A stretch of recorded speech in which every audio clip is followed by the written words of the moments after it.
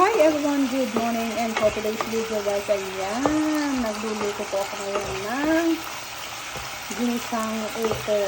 Ayan guys, kumakain ba kayo ng ginisang upo guys?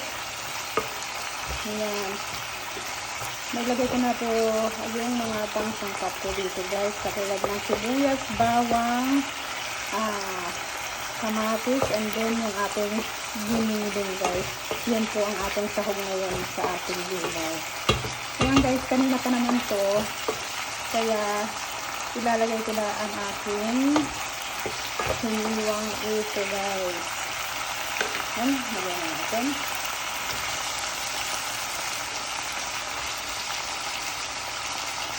Ang bango.